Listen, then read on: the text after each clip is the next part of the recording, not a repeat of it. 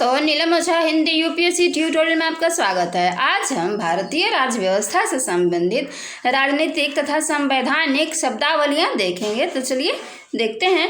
पहला है अराजकता। ये तो सिंपल है, सभी को मालूम होगा कि इसका सामान्य अर्थ अव्यवस्था से है। जिस देश में सरकार नहीं होती या कानून का शासन नहीं होता, वहाँ अराजकता की स्थिति होती है। दूसरा अराजकतावाद। इस सिद्धांत के समर्थक राज्य विहीन एवं वर्ग विहीन समाज की स्थापना करना चाहते हैं। किसकी? राज्य विहीन एवं वर्ग विहीन समाज की।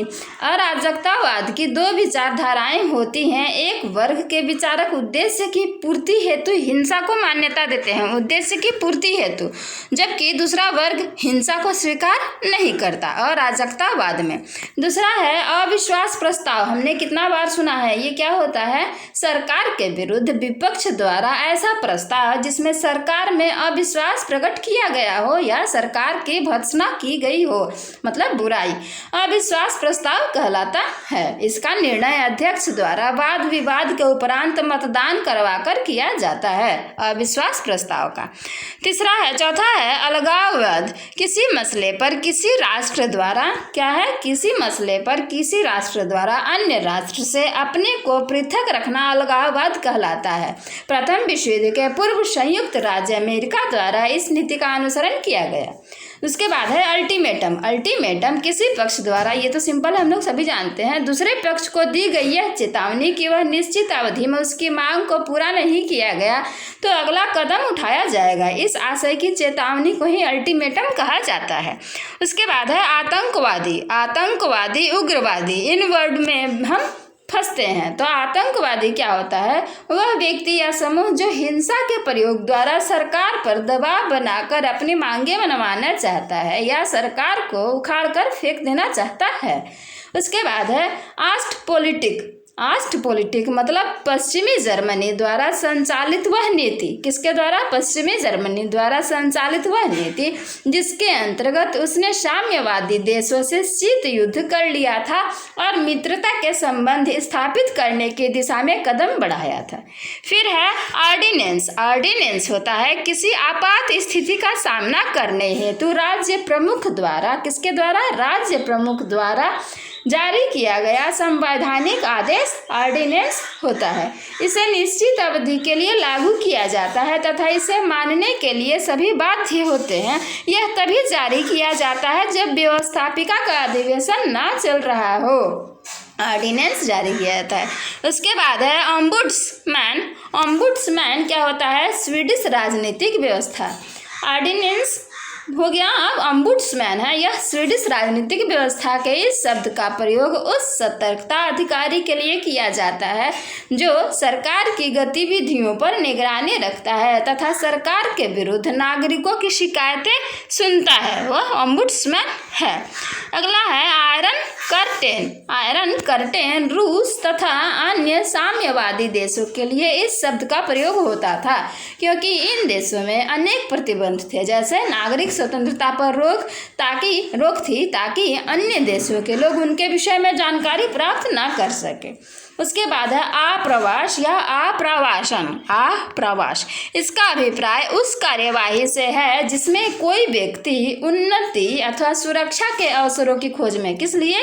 उन्नति अथवा सुरक्षा के अवसर की खोज में अथवा अन्य किसी आकर्षण के वशीभूत होकर अपना देश छोड़कर दूसरे देश में बसने हेतु जाता है, वह क्या है? आप्रवास या आप्रवासन। उसके बाद है अधिग्रहण। अधिग्रहण इस कार्यवाही के अंतर्गत एक राज्य किसी अन्य राज्य की भूमि या कोई भूमि जिसका संबंध किसी से ना हो को अपने हाथ में ले लेता है। यह एक प्रकार की एक पक्षीय कार्यवाही है। अध्यक्षीय व्यवस्था। अध्यक्षीय व्यवस्था क्या होता है? लोकतांत्रिक शासन की वह प्रणाली जिसमें राज्य का प्रधान और शासन का प्रधान एक ही होता है। इस व्यवस्था में अध्यक्ष राष्ट्रपति का कार्यकाल निश्चित होता है, जिसमें अध्यक्ष यानी राष्ट्रपति अपने कार्यों के लिए व्यवस्थापिका के प्रति नहीं बल्कि जनता के प्रति उत्तरदायी होता है अध्यक्षीय व्यवस्था में। उसके बाद आनुपातिक प्रतिनिधित्व यह एक प्रकार की निर्वाचन पद्धति है। क्या है? निर्वाचन पद्धति, जिसमें प्राप्त मतों के अनुपात में किसी राजनीतिक दल को व्यवस्थापिका में स्थान प्रदान किए जाते हैं। इस पद्धति में ऐसा संभव नहीं है कि किसी दल को उसके द्वारा प्राप्त मतों से अधिक स्थान व्यवस्थापिका में प्राप्त हो जाएं। अगला, उत्तरदायी सरकार शासन के इस प्रकार में कार्यपालिका अपने कृत्यों के लिए व्यवस्थापिका के प्रति उत्तरदायी होती है। किसमें? उत्तरदायी सरकार में। इसे संसदीय या मंत्रिमंडलीय सरकार भी कहा जाता है। उपचुनाव, मृत्यु, त्यागपत्र या अयोग्यता के कारण रिक्त हुए किसी स्थान के लिए होने वाले विशेष चुनाव को उपचुनाव कहा जाता है। एमनेस्टी, जब कोई सरकार विद्रोहियों या कैदियों को सामान्य रूप से क्षमा कर देती है या छोड़ देती है तो उसे एमनेस्टी कहा जाता है। उपनिवेशवाद, किसी एक राष्ट्र द्वारा क्या है? उपनिवेशवाद किसी एक राष्ट्र द्वारा दूसरे पर अधिकार, शासन तथा इस प्रकार की शासित देश के अधिकारों का हनन, स्वतंत्रता का दमन, इसकी उत्पादकता का शोषण और उसकी सभ्यता एवं संस्कृति की परतंत्रता, ये सारे उपनिवेशवाद के अंतर्गत आते हैं। एनवॉय क्या होता है? एक देश के अधिकाधिक प्रतिनिधि। क्या? एक देश के अधिकाधिक प्रतिनिधि जब अन्य देश को मनोनीत किए जाएं तो उसे एनवॉय कहा जाता है। इसे विशिष्ट कार्य के लिए भी भेजा जा सकता है। उसके बाद है एक्स्ट्राडिशन क्या होता है? एक देश या सरकार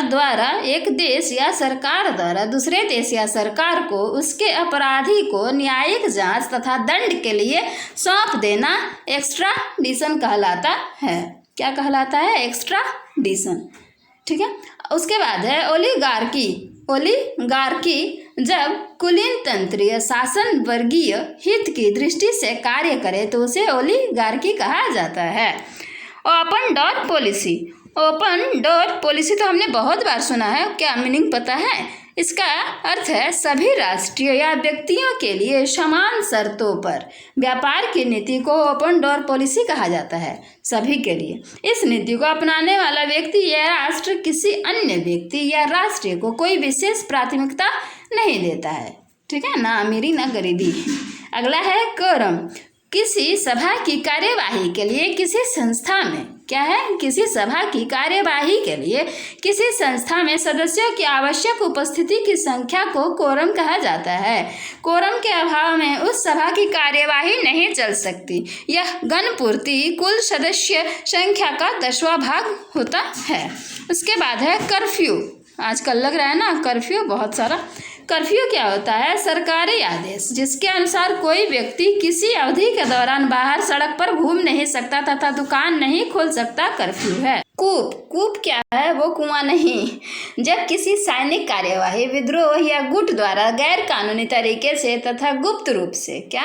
गैर कानूनी या और गुप्त रूप से किसी सरकार को उखाड़ फेंका जाता है तथा एक नई सरकार की स्थापना की जाती है, उसे कूप कहा जाता है। जब किसी राज्य के सैनिक अधिकारी द्वारा वैधानिक शासन को हटाकर शासन पर कब्जा कर लिया जाता है तो उसे सैनिक कूप कहा जाता है।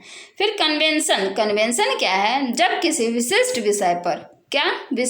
विषय पर वार्ता करने हेतु तो सम्मेलन आयोजित किया जाता है तो उसे कन्वेंशन कहा जाता है। कंटेनमेंट राजनीति में किसी देश या विचारधारा के प्रभाव को फैलाने से रोकने को कंटेनमेंट कहा जाता है। रूस तथा चीन के प्रभाव को रोकने के लिए अमेरिका द्वारा इस दिशा में अनेक प्रयत्न किए गए हैं। फिर है कॉन्फेडरेशन। यह है दो या दो से अधिक देशों को आपस में किसी विशेष उद्देश्य की पूर्ति के लिए मिल जाना कॉन्फेडरेशन कहलाता है। यह संघ से भिन्न होता है। कॉन्फेडरेशन में संबंध इकाई स्तर पर होते हैं। किस स्तर पर? इकाई स्तर पर। इकाइयाँ कभी कभी पृथक हो सकती है तथा परिसंघ का सीधा नागरिकों से कोई संपर्क नहीं हो सकता। फिर है कॉन्डोमिनियम है किसी देश पर अन्य दो बाहरी देशों या ताकत द्वारा क्या है? प्रभुसत्ता का उपयोग करना कॉन्डोमिनियम कहलाता है। फिर है गुरुभार क्या है? किसी विशेष अल्पसंख्यक समुदाय को उसकी जनसंख्या से अधिक संसद में प्रतिनिधित्व प्रदान करना क्या कहलाता है? गुरुभार है। गन वोट या डिप्लोमेसी, यह एक कूटनीति है जिसके अंतर्गत अपने राजनीतिक उद्देश्य पूरे करने के लिए कोई देश दूसरे देश को अपनी शक्ति का भय दिखाता है, यह गन वोट है या डिप्लोमेसी कहा जाता है। फिर है गिलोटिन। गिलोटिन क्या होता है? किसी सदन में वाद विवाद का समय पहले ही निश्चित कर दिया जाता है। वार्ता समाप्त होने के बाद वाद विवाद को समाप्त कर मतदान करा लिया जाता है। क्या होता है? वार्ता समाप्त होने के बाद वाद विवाद को समाप्त कर मतदान करा लिया जाता है। इस प्रक्रिया को गिलोटिन कहते हैं। या यह फांसी पर चढ़ने वालों के लिए सिर काटने का एक उपकरण था पहले, जिसका प्रयोग 18वीं तथा 19वीं सदी में फ्रांस में होता था। इसे अब बंद कर दिया गया है। फ्रांसीसी क्रांति के समय क्या था? फ्रांसीसी क्रांति के समय शीघ्रता से वध करने के लिए गिलोटिन नामक व्यक्ति ने इसका आविष्कार किया था। सर्वप्रथम गिलोटिन को ही फांसी की सजा उक्त यंत्र से दी गई थी, इसलिए इसका नाम आविष्कार करो, इसलिए इसका नाम गिलोटिन पड़ा। ठीक है, तो दोनों अर्थ आप देख लीजिएगा। फिर है गुरिल्ला वारफेयर। गुरिल्ला वारफेयर युद्ध करने के इस तरीके द्वारा एक पक्ष छिपकर पीछे से या एक ओर से दूसरे पर हमला करता है। हमले के पश्चात वह पक्ष आसपास के क्षेत्र में छिप जाता है। यह तरीका हमेशा कमजोर सेना या पक्ष द्वारा अपनाया जाता है। ग्लासनोस्त। ग्लासनोस्त क्या होता है? सोवियत संघ के पूर्व राष्ट्रपति मिखाइल गोर्बाचोव द्वारा आविष्कृत एक शब्द जिसका शाब्दिक अर्थ है खुलापन। इसका प्रयोग प्रतिबंधित सोवियत समाज और अर्थव्यवस्था को ज़्यादा अंतःक्रियात्मक स्वतंत्रता दिए जाने के संदर्भ में किया गया। फिर है गैलप पोल। गैलप पोल क्या होता है? यह अमेरिका के प्रिंसटन न्यू जर्सी स्थित उस संस्था का नाम है। क्या है? यह संस्था है जो जनमत का सर्वे करती है। गैलप पोल अमेरिका के जनमत इंस्टीट्यूट के संस्थापक डॉक्टर जॉर्ज गैलप के नाम पर इस संस्था का नाम रखा गया है। फिर है गैरी मैंड्रिड। गैरी मैंड्रिग इस शब्द का प्रयोग अमेरिकी राजनीति व्यवस्था के तत्वाधीन संदर्भ में होता है, विशेष संदर्भ में होता है। इस शब्द का आशय निर्वाचन क्षेत्रों के इस प्रकार पुनर्गठन से है जिससे किसी दल विशेष के अधिकतम समर्थक एक ही निर्वाचन क्षेत्र की परिधि में आ जाएं और उस दल के प्रत्याशी की विजय की संभावनाएं बढ़ जाएं। ठीक है। घाटबंदी। घाटबंदी क्या है? किसी विशेष शक्ति के पोतों को यानी बंदरगाह क्षेत्र में प्रविष्ट न होने देने की नीति घाटबंदी कहलाती है। पोतों को अपने क्षेत्र या बंदरगाहों में प्रविष्ट न होने देने की नीति क्या कहलाती है? घाटबंदी। Charge d' affaires. जो व्यक्ति राजदूत के स्थान पर अल्पकाल के लिए काम करता है उसे जॉर्ज डी अफेयर्स कहा जाता है। चौविनिज्म। चौविनिज्म क्या है? वह व्यर्थ, झूठी, कादारी या देशभक्ति जो किसी एक व्यक्ति या समूह द्वारा किसी एक देश या समाज अथवा वर्ग के लिए दिखाई जाती है, चौविनिज्म है। इसमें दूसरे देश या समाज अथवा वर्ग के लिए घृणा का प्रदर्शन किया जाता है। फिर है जियोनिज्म। जियोनिज्म क्या है? 19वीं शताब्दी के अंतिम चरण में यहूदियों से संबंधित यह आंदोलन प्रारंभ हुआ था। इसका उद्देश्य था यहूदियों को फिलिस्तीन में राष्ट्रीय देश बनाने का अवसर प्राप्त करना।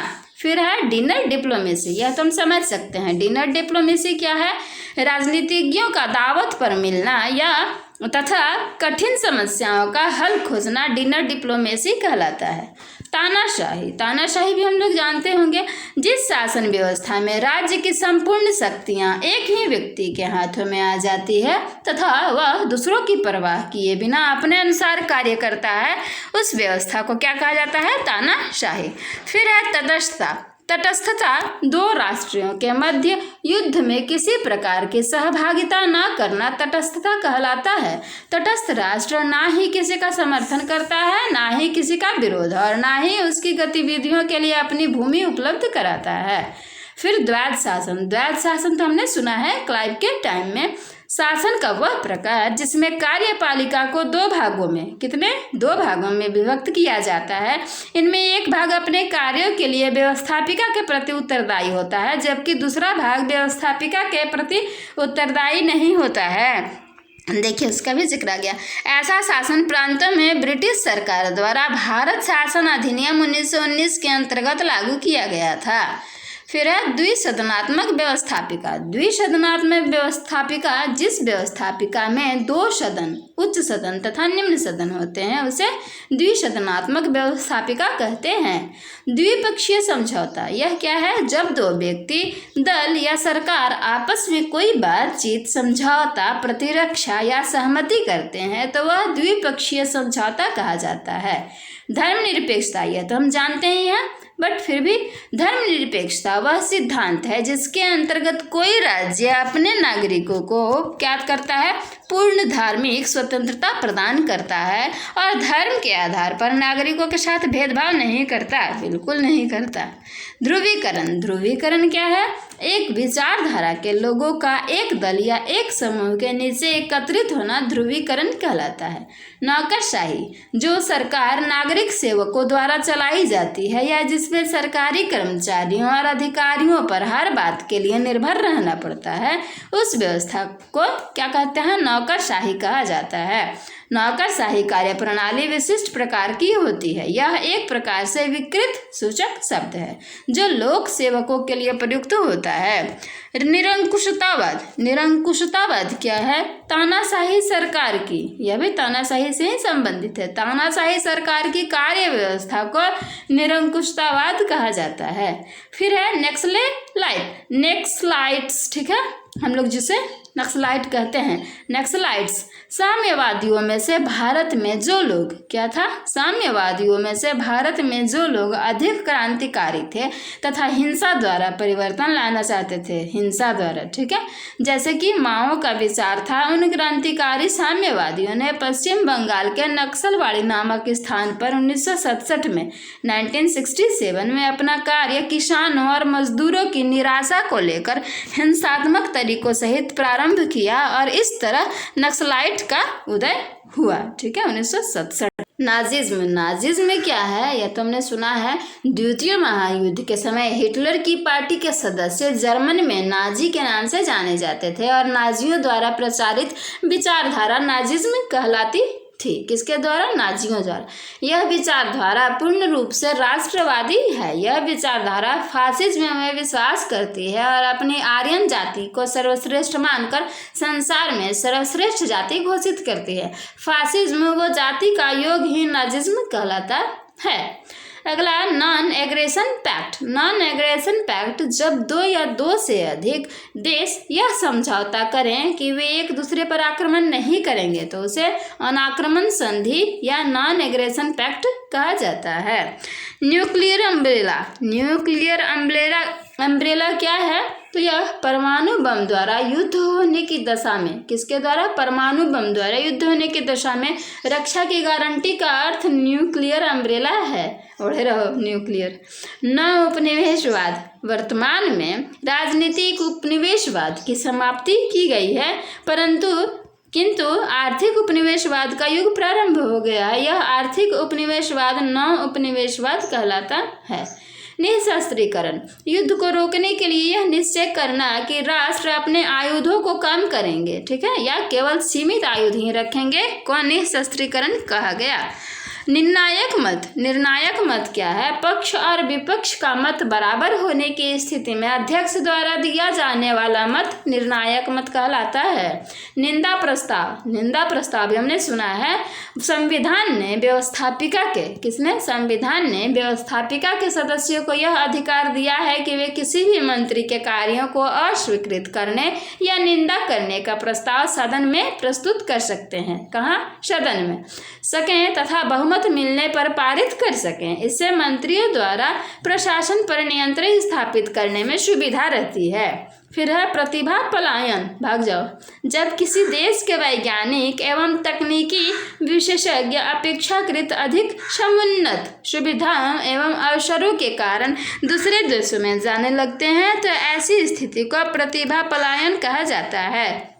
अभी कौन करेगा प्रतिभा पलायन? लॉकडाउन में प्रजातांत्रिक समाजवाद यह ऐसी व्यवस्था है जिसमें सरकार का ढांचा तो प्रजातंत्र पर आधारित होता है, किंतु सरकार की नीतियां, कार्य व विचारधारा समाजवाद पर केंद्रित होती हैं। अर्थात इस व्यवस्था में राजनीतिक न्याय व सामाजिक न्याय राजनीतिक न्याय व सामाजिक न्याय प्रत्येक व्यक्ति को दिलाने का प्रयत्न प्रजातांत्रिक पद्धति से किया जाता है।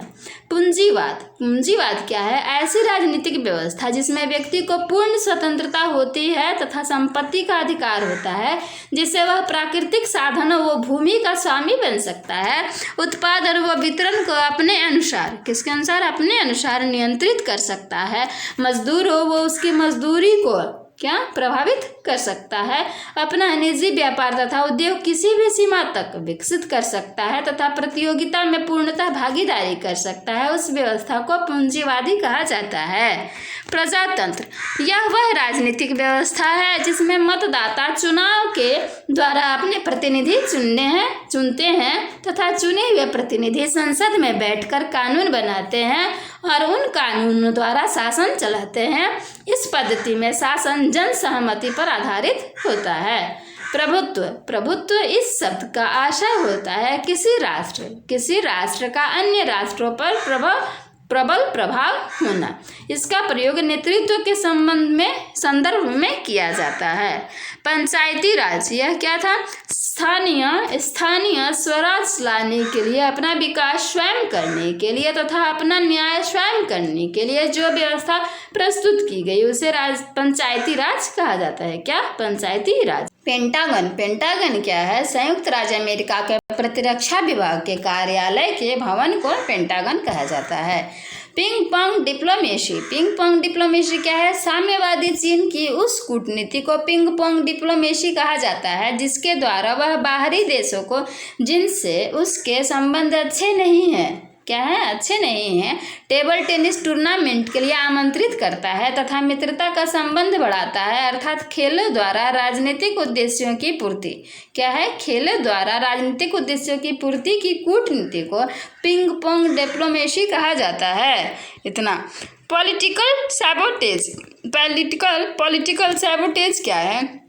जब एक दल या सरकार दूसरे दल या सरकार को गुप्त रूप से नष्ट करने का प्रयत्न करती है उसे पॉलिटिकल सैबोटेज कहा जाता है। पोलित ब्यूरो क्या है? सोवियत संघ में साम्यवादी दल की सर्वोच्च सत्ता जो नीति निर्धारण का कार्य करती है। प्रीएम्बिल क्या है? संविधान के प्रारंभिक परिचयात्मक भाग को प्रीएम्बिल कहा जाता है, संविधान के। ठीक है। इस भाग में संविधान की भावना तथा उद्देश्य का संक्षिप्त कथन होता है। प्रीवी पर्स क्या है? स्वतंत्रता के पश्चात जब देशी रियासतें प्राप्त हुई थी तो उनके शासकों को सरकार द्वारा कुछ विशेष सुविधाएं या अनुदान देना स्वीकार किया गया था। इन सुविधाओं तथा अनुदानों को प्रीवी पर्स कहा जाता है। प्रश्नकाल तो अक्सर सुनते रहते हैं। यह क्या है? प्रायः व्यवस्थापिका के प्रत्येक दिन की बैठक का पहला घंटा सदस्यों द्वारा प्रश्न पूछने के लिए सुरक्षित होता है, उसे प्रश्नकाल कहा जाता है। प्रोटोकॉल कहते हैं ना, प्रोटोकॉल तोड़ा इस प्रधानमंत्री ने, तो क्या है? दो देशों के मध्य कूटनीतिक आचरण के नियम को प्रोटोकॉल कहा जाता है। फिलीबस्टर क्या है? मतदान के लिए प्रस्तुत किसी मुद्दे को विलंबित करने के लिए आवश्यकता से अधिक समय तक भाषण करने जो प्रायः अप्रासंगिक हो को फिलीबस्टर कहा जाता है। अमेरिका के सीनेट में इसका बहुलता से प्रयोग होता है। फोर्थ स्टेट क्या है? इस शब्द का पहली बार एडमंड बर्क ने प्रयोग किया था। इसका आशय प्रेस से है। फोर्थ वर्ल्ड, ये फोर्थ स्टेट था, अब ये फोर्थ वर्ल्ड है। फोर्थ वर्ल्ड उन देशों को कहा जाता है जो पेट्रोल निर्यात करने वाले देशों द्वारा कीमतें बढ़ाने के लिए, क्या करने के लिए? कीमतें बढ़ाने के कारण आर्थिक संकट में पड़ गए। इन देशों में अधिकतर तृतीय विश्व युद्ध के अर्ध विकसित या विकासशील देश शामिल हैं। फिफ्थ फिफ्थ कॉलम क्या है? ऐसे व्यक्तियों को फिफ्थ कॉलम कहा जाता है जो किसी अन्य देशों में जाकर गुप्त सूचनाएं, क्या चीज़? गुप्त सूचनाएं प्राप्त करते हैं अथवा असंतोष उत्पन्न कर विद्रोह के लिए प्रेरित करते हैं। फासिज्म, ऊपर नाजिज्म हमने देखा, अब ये फासिज्म है।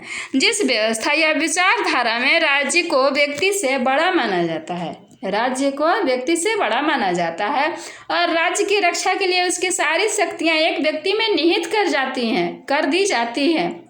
ठीक है, तो यह फासिज्म कहलाता है। जैसे इटली में मुसोलिनी के हाथ में सारी शक्तियां थी। ठीक है, समझ में आ गया। बफर स्टेट, दो राष्ट्रों के मध्य एक ऐसा तटस्थ राष्ट्र, किसके मध्य? दो राष्ट्रों के मध्य, जो दोनों को युद्ध करने से रोके अथवा अपने ही राज्य सीमा पर एक अन्य राष्ट्र स्थापित कर ले ताकि कोई अन्य राष्ट्र उस पर आक्रमण ना कर सके, उसे बफर स्टेट कहा जाता है। फिर है बंद। बंद क्या है? संपूर्ण शहर या राज्य अथवा देश के व्यापारी अथवा औद्योगिक एवं समस्त संस्थाओं को बंद करने का जो आह्वान किया जाता है ताकि सरकार को जनता की भावनाओं, समस्याओं और शक्ति का परिचय मिल सके, उसे बंद कहा जाता है। बुजुर्वा क्या है? व्यापारियों, उद्योगपतियों तथा जमींदारों को जो सामंतों के बाद आते थे और मध्यम वर्ग के कहे जाते थे, बुजुर्वा कहा जाता है। मजदूर तथा साम्यवादी इनके शत्रु रहे हैं, किसके? बुजुर्वा के। बूटलेगिंग क्या है? गैर कानूनी तरीके से शराब बनाने तथा बेचने के कार्यों को बूटलेगिंग कहा जाता है। बोल्शेविज्म रूस की क्रांतिकारी साम्यवादी विचारधारा जिसके प्रभाव से रूस में 1917 में लेनिन के नेतृत्व में क्रांति हुई थी, बोल्शेविज्म कहा जाता है। बोल्शेविज्म कहा जाता है। बांस का पर्दा क्या है? वो एक्चुअली में बांस का पर्दा नहीं, चीन की साम्यवादी सरकार के नियंत्रणों तथा प्रतिबंधों को क्या है? चीन की साम्यवादी सरकार के नियंत्रणों तथा प्रतिबंधों को बांस का पर्दा कहा जाता है। इसके कारण वहां के नागरिक विदेशों में जा नहीं सकते तथा अपने और अपने देश की कोई बात बाहर नहीं कह सकते। बांस का पर्दा यही है। बॉयकट तो सभी जानते हैं, बहिष्कार, किसका? दल तथा सरकार का बहिष्कार करना बॉयकट कहलाता है। ब्रेन वॉशिंग जब कोई राज्य या समुदाय अपने सदस्यों में वही विचार भरता है जो उसके हैं और सदस्यों के स्वतंत्र विचारों को नष्ट कर दिया जाता है, उसे ब्रेन वॉशिंग कहा जाता है। मध्यम मार्गीय, जो व्यक्ति अति उग्र विचारों के ना होकर मध्यम मार्गीय विचारों के होते हैं, उन्हें मध्यम मार्गीय कहा जाता है। फ्रांस की क्रांति काल में व्यवस्थापिका के उग्र एवं उदार विचार वाले सदस्यों के मध्य में तथा अध्यक्ष के सामने बैठने वाले सदस्यों को भी यही संज्ञा दी गई थी। मध्यावधि चुनाव क्या है? वे चुनाव जो नियत समय से पहले ही हो जाते हैं को मध्यावधि चुनाव कहा जाता है, क्योंकि ऐसे में संसद या विधानसभा किन्हीं कारणों से कार्यकाल पूर्ण किए बिना ही भंग कर दी जाती है। मैनिफेस्टो किसी राजनीतिक दल द्वारा चुनाव के पूर्व अपने कार्यों तथा कार्यक्रमों की घोषणा पत्र मैनिफेस्टो कहलाता है। मार्शल लॉ क्या है? समस्त नागरिक कानूनों की अवहेलना करते हुए जब किसी क्षेत्र का प्रशासन सैनिक कानून के अधीन कर दिया जाता है तो इस स्थिति को मार्शल लॉ कहा जाता है। मैंडेट व्यवस्था, प्रथम विश्व युद्ध के पश्चात राष्ट्रसंघ तथा औपनिवेशिक देशों के प्रशासन के लिए अपनाई गई व्यवस्था जिसके अंतर्गत विकसित राष्ट्रों को उपनिवेशों के प्रशासन और विकास का उत्तरदायित्व सौंपा गया। मार्क्सवाद, कार्ल मार्क्स द्वारा प्रतिपादित वैज्ञानिक समाजवाद के सिद्धांत को मार्क्सवाद कहा जाता है। मार्क्स का प्रतिपादन था कि समाज के विकास में आर्थिक संबंध सर्वाधिक महत्वपूर्ण भूमिका का निर्वहन करते हैं। मार्क्स का मानना है कि अब तक का समस्त मानव समाज का इतिहास वर्ग संघर्ष का इतिहास रहा है। मार्क्स के अनुसार पूंजीवादी व्यवस्था में एक निश्चित सीमा तक शोषण बढ़ जाने के उपरांत श्रमिक क्रांति द्वारा पूंजीवादी व्यवस्था को उखाड़ फेंकते हैं। महाभियोग, यह तो हम लोग सभी जानते ही हैं, फिर भी देख लेते हैं। अति उच्च सार्वजनिक अधिकारी के विरुद्ध, किसके विरुद्ध? अति उच्च सार्वजनिक अधिकारी के विरुद्ध उसे आपदस्थ करने के लिए यानी पद से हटाने के लिए व्यवस्थापिका द्वारा अपनाई गई प्रक्रिया क्या है? महाभियोग है। मौलिक अधिकार, ऐसे अधिकार जो व्यक्ति के व्यक्तित्व के विकास के लिए अपरिहार्य माने जाते हैं, इनका उल्लेख संविधान में होता है। इनके अतिक्रमण की स्थिति में न्यायालय द्वारा इन्हें लागू करवाने की व्यवस्था भी होती है तथा इन्हें न्यायालय का संरक्षण प्राप्त है। कमेंट में आप बताइएगा कि मौलिक अधिकार किस भाग में है संविधान के। इसके पहले मैंने संविधान का वीडियो बना दिया है। मुक्त व्यापार। मुक्त व्यापार क्या है? स्वदेशी और विदेशी वस्तुओं के संदर्भ में एक ऐसी शर्तें अपनाना मुक्त व्यापार कहलाता है। एक जैसी, ठीक है, अलग अलग नहीं। इस नीति को अपनाने वाला राष्ट्र विदेशी वस्तुओं पर किसी प्रकार का अतिशुल्क नहीं लगाता। मंत्रिमंडलीय सरकार ऐसी सरकार जिसमें एक नाम मात्र की कार्यपालिका तथा एक वास्तविक कार्यपालिका होती है। वास्तविक कार्यपालिका निम्न सदन के प्रति सामूहिक रूप से उत्तरदायी होती है। इसे संसदीय सरकार भी कहा जाता है। मिली जुली सरकार तो यह ऐसे ही समझ में आ रहा है, जब किसी प्रजातंत्र में 2 या 2 से अधिक राजनीतिक दल मिलकर सरकार बनाते हैं, ऐसी सरकार क्या होती है? यही होती है। यूथेनेशिया। किसी व्यक्ति को किसी ठीक ना होने वाले रोग, क्या है? किसी व्यक्ति को किसी ठीक ना होने वाले रोग, दुख व दर्द से मुक्ति दिलाने के लिए जानबूझकर मार देने के नियम, कानून या व्यवस्था को यूथेनेशिया कहा जाता है। युद्ध अपराध। युद्ध काल में सैनिकों द्वारा किसी भी पक्ष के व्यक्तियों की अनावश्यक हत्या, शारीरिक यातना, सामूहिक नरसंहार के कार्य करना युद्ध अपराध कहलाता है। यूनिवर्सल सफरेज यानी सार्वभौमिक मताधिकार। जब किसी देश में एक निश्चित आयु वर्ग प्राप्त करने वाले व्यक्तियों को जाति, धर्म, भाषा, लिंग, संस्कृति आदि के भेदभाव के बिना मतदान, क्या चीज़ का? मतदान का अधिकार दिया जाता है, तो उसे सार्वभौमिक मताधिकार या यूनिवर्सल सफरेज कहा जाता है। Universal suffrage. Yellow peril. Yellow peril क्या है? साम्यवादी चीन के आक्रमणकारी रुख के कारण एक आतंक छा गया था। चीन के कारण उत्पन्न इस खतरे को ही येलो पेरिल कहा जाता है। यंग तुर्कश। किसी दल के ऐसे युवक जो दल की पिछड़ी नीतियों के विरुद्ध विद्रोह करते हैं। राइटिस्ट्स क्या है? राइटिस्ट्स रूढ़िवादी लोग जो समाजवाद व साम्यवाद में विश्वास नहीं करते तथा जो राष्ट्रवादी होते हैं तथा जिन्हें प्रतिक्रियावादी भी कहा जाता है, राइटिस्ट्स कहलाते हैं। इस विचारधारा का उदय अभी कुछ समय पहले ही हुआ है। फ्रांस की क्रांति के समय जो सदस्य उदार प्रवृत्ति के थे तथा व्यवस्थापिका के अध्यक्ष की दाईं ओर बैठे थे, उन्हें भी राइटिस्ट कहा जाता था। ठीक है। रिपैट्रिएशन क्या है? रिपैट्रिएशन स्वदेश वापस जाना। स्वदेश वापस जाना, विशेष तौर पर युद्धबंदियों का स्वदेश वापस जाना रिपैट्रिएशन कहलाता है। रिफरेंडम क्या है? जब कोई विषय वाद विवाद का विषय बन जाता है और उस पर आम जनता की राय जानने के लिए जनमत ज्ञात किया जाता है, तो उसे जनमत का रेफरेंडम कहते हैं। सफेद झंडा, यह युद्ध में समर्पण करने वाली सेना सफेद झंडा दिखाती है जिससे युद्ध बंद हो जाता है। अतः सफेद झंडा समर्पण व शांति का प्रतीक है। सचेतक, जो संसद सदस्य अपने दल के सभी सदस्यों की संसद में उपस्थिति की देखभाल करते हैं, उसे निश्चित कार्य करने अथवा न करने का आदेश देता है तथा सदस्यों को अनुशासन में रखता है, उसे सचेतक कहा जाता है। क्षेत्रीय समुद्र, समुद्र का वह तटवर्ती भाग जिसे तटीय राज्य के क्षेत्राधिकार में माना जाता है। प्रारंभ में इसका प्रसार तट से 3 समुद्री मील तक माना जाता है। वर्तमान में इसको 12 समुद्री, ठीक है, 12 नॉटिकल माइल माना जाता है। क्षेत्रीय समुद्र में अन्य राज्यों के जहाज या पोत संबंधित राष्ट्रों की सर्वानुमति से ही प्रविष्ट हो सकते हैं, बिना अनुमति के नहीं आ सकते हैं। पूर्वानुमति संधि 2 या 2 से अधिक, या तुम जानते हैं अधिक राज्यों के मध्य औपचारिक समझौते को संधि कहते हैं। संधि। सिट डाउन स्ट्राइक, या बैठ जाइए, इसे पेन डाउन स्ट्राइक भी कहते हैं। यह वह हड़ताल है जिसमें कर्मचारी काम पर तो जाते हैं परंतु क्या करते हैं, वहाँ बैठे रहते हैं, काम नहीं करते। स्नैप पोल, जब राष्ट्रपति द्वारा संसद को अथवा राज्यपाल द्वारा विधानमंडल को अचानक भंग कर दिया जाता है और थोड़े समय के नोटिस पर ही नए चुनाव करा दिए जाते हैं, तो ऐसे चुनावों को स्नैप पोल कहा जाता है।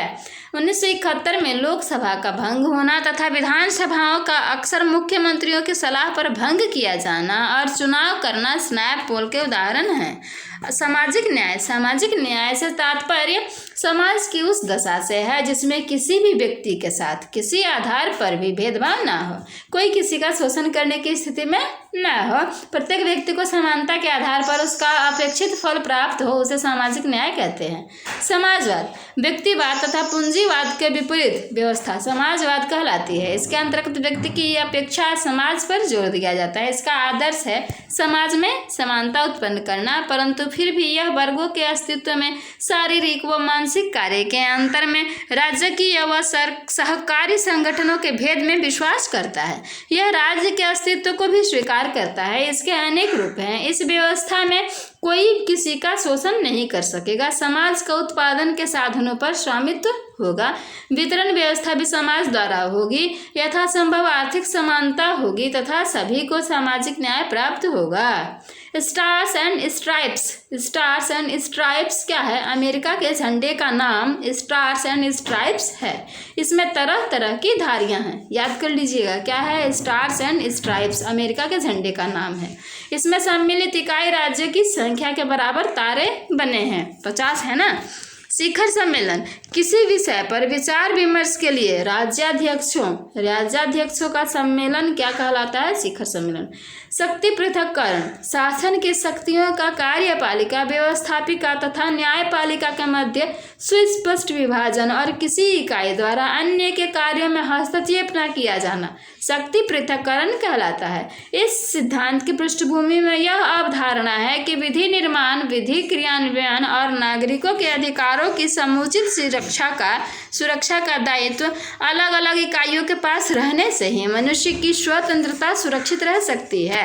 श्रम संघवाद समाजवाद का एक प्रकार जिसके अनुसार सभी उद्योगों का स्वामित्व सभी उद्योगों का स्वामित्व और नियंत्रण श्रमिक संघों के पास होना चाहिए। प्रारंभिक रूप से यह विचारधारा 19वीं शताब्दी के उत्तरार्ध में फ्रांस में विकसित हुई। सैंक्शंस क्या है? सैंक्शंस जब कोई सरकार अपने अधीनस्थों को सजा व इनाम उनके किसी नियम व समझौते को मानने या नहीं मानने के आधार पर देती है, उसे सैंक्शंस कहते हैं। जैसा कि ब्रिटिश सरकार ने गैर कानूनी इयान स्मिथ की रोडेशिया सरकार को कोई आर्थिक सहायता नहीं देने की घोषणा की थी, यह एक सैंक्शंस है। सर्वोदय सबके कल्याण के दर्शन को सर्वोदय कहते हैं। गांधी तथा विनोबा भावे को इसमें अटूट विश्वास था। इसी आधार पर विनोबा भावे ने अपना भूदान आंदोलन चलाया, जिसका उद्देश्य था समाज में शांतिपूर्ण व आर्थिक सामाजिक परिवर्तन लाना। इसका उद्देश्य अल्पमत अथवा बहुमत का हित नहीं, अपितु आद्योपांत सभी का हित करना है। विधि का शासन, अच्छा इन सभी पे भी मैंने एक वीडियो बनाया है कि कौन सा कानून कहाँ से लिया गया है। यह यूके से लिया गया है ना, ब्रिटेन से। आप बताइएगा कि आपातकाल कहाँ से लिया गया है, जर्मनी से कि ऑस्ट्रेलिया से, ठीक है। विधि का शासन, इसका आशय यह है कि संबंधित राज्य में कोई व्यक्ति या संस्था सर्वोच्च है। इस प्रकार के शासन में सभी व्यक्ति कानून के समक्ष समान होते हैं और उन्हें कानून का समान संरक्षण प्राप्त होता है। इस सिद्धांत का प्रतिपादन प्रसिद्ध ब्रिटिश विधिवेत्ता अल्बर्ट डाइसी द्वारा 19वीं सदी में किया गया। किसके द्वारा? अल्बर्ट डाइसी द्वारा। क्या चीज? विधि का शासन। रेड जॉइंट्स रूस व चीन के साम्यवादी राज्यों को रेड जॉइंट्स कहते हैं, क्योंकि रेड का तात्पर्य साम्यवाद से है और जॉइंट्स बड़े राष्ट्रों की ओर संकेत करता है। रेड गार्ड्स चीन के उन युवकों को रेड गार्ड्स कहते हैं, जो लाल पट्टा हाथ में बांधकर माओ के सिद्धांत का प्रचार करते थे और जिन्होंने चीन में सांस्कृतिक आंदोलन चलाया था। रिकॉल सिस्टम, जिस व्यवस्था में चुने हुए प्रतिनिधि को उसकी नियत अवधि से पहले ही बुलाने का अधिकार मतदाताओं को प्रदान किया जाता है, उसे रिकॉल सिस्टम कहते हैं। भारत के संविधान में ऐसी व्यवस्था नहीं है, परंतु जननायक जयप्रकाश नारायण ने जनता पार्टी की सरकार से इस व्यवस्था को संवैधानिक स्वरूप देने के लिए आग्रह किया था। स्विट्जरलैंड के कुछ कैंटनों यानी इकाई राज्य में यह पद्धति आज भी प्रचलित है। सर्वहारा वर्ग, वह वर्ग जिसके पास व्यक्तिगत संपत्ति बिल्कुल नहीं है या लगभग नहीं के बराबर है। यह वर्ग अपने श्रम को बेचकर अपना जीवन यापन करता है। मार्क्सवादी विचार इसे श्रमिक वर्ग से समीकृत करते हैं। संसदीय व्यवस्था, ये तो शायद हमने पढ़ा। लोकतांत्रिक शासन के वह प्रणाली जिसमें एक तो नाम मात्र की कार्यपालिका और वास्तविक कार्यपालिका अपने कार्यों के लिए व्यवस्थापिका के निम्न या लोकप्रिय सदन के प्रति क्या हो, सामूहिक रूप से उत्तरदायी होती है। राजतंत्र, जिस देश में किसी राजा का राज्य होता है और राजा स्वयं शासन करता है उसे राजतंत्र कहते हैं। जहां राजा सिर्फ नाम मात्र को राज्य का प्रमुख होता है और वास्तविक शासन संसद द्वारा चलाया जाता है इसे संवैधानिक राजतंत्र कहते हैं, जैसा कि इंग्लैंड में है। सीमित राजतंत्र, यह शासन की वह प्रणाली है जिसमें सम्राट या साम्राज्ञी केवल नाम मात्र के शासक रह जाएं, इसे संवैधानिक राजतंत्र भी कहते हैं। इसमें वास्तविक शासन सत्ता जनता के प्रतिनिधियों के हाथों में होती है। लेम डक सेशन, यह व्यवस्थापिका का वह सत्र है जब नई व्यवस्थापिका का चुनाव हो गया हो परंतु पुरानी व्यवस्थापिका अपनी अंतिम बैठक कर रही हो। यथार्थ में लेम डक व्यवस्थापिका के उन सदस्यों को कहते हैं जो नई व्यवस्थापिका में पुनर्निर्वाचित ना हो सकें।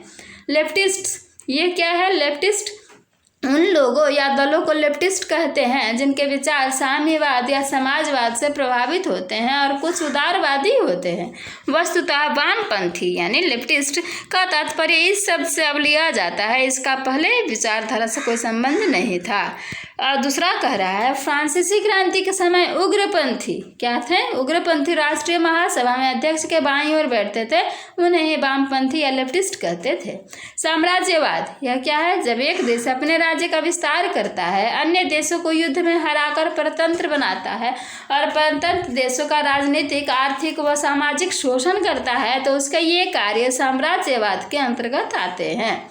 कुछ समय पूर्व तक ब्रिटेन, फ्रांस, हॉलैंड तथा पुर्तगाल साम्राज्यवादी शक्तियाँ थी, परंतु अब संसार से समाजवाद समाप्त होता चला जा रहा है। अब डॉलर के साम्राज्यवाद ने अपना प्रभाव स्थापित करना साम्राज्यवाद के युग का सूत्रपात किया है।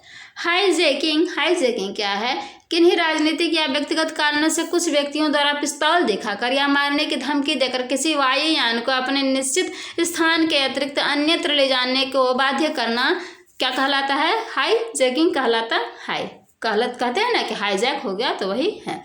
हॉटलाइन, जब दो बड़े देशों के नेता आपस में प्रत्यक्ष रूप से संपर्क करके बातचीत करते हैं या उच्च स्तरीय बातचीत का प्रबंध करते हैं ताकि एक दूसरे की भावना या नियत समझ में आए या कोई त्रुटि न रह जाए जिससे भविष्य में भयंकर परिणाम न हो, ऐसी दूरभाष की व्यवस्था को हॉटलाइन कहते हैं।